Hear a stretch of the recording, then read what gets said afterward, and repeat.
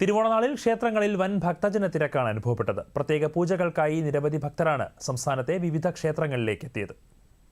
ശബരിമലയിൽ പുലർച്ചെ 5-ന് നട തുറന്ന് പൂജകൾ ആരംഭിച്ചു. ഓണാഘോഷങ്ങളുടെ ഭാഗമായി ശ്രീകോവിലിന് മുന്നിൽ മനോഹരമായ പൂക്കളവും ഒരുക്കിയിരുന്നു. ദേവസ്വം ജീവനക്കാരുടെ ഓണസദ്യയും ഒരുക്കി. ഓണപൂജകൾ പൂർത്തിയാക്കി മറ്റന്നാൾ നടയടക്കും. ആറന്മുള പാർത്ഥസാരഥിക്ക് തിരുവോണ സദ്യ ഉണ്ണാൻ വിഭവങ്ങളുമായി പുലർച്ചെ തന്നെ ആചാരനിറവിൽ തിരുവോണത്തോണിയെത്തി. തോണിയെയും അകമ്പടി പള്ളിയോടങ്ങളെയും ആചാരപൂർവ്വം വഞ്ചിപ്പാട്ടുപാടി സ്വീകരിച്ചു.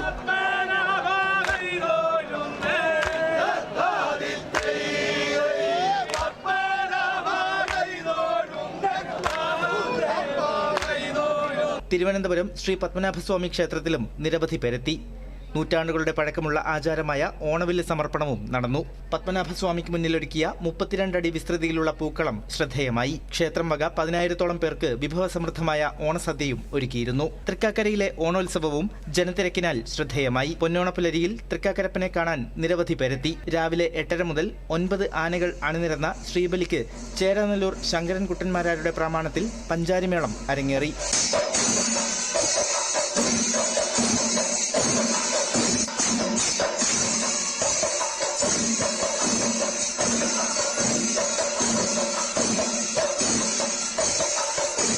രാവിലെ 10:30 ആരംഭിച്ച ഓണസദ്യയിലും 10,000 പങ്കെടുത്തു.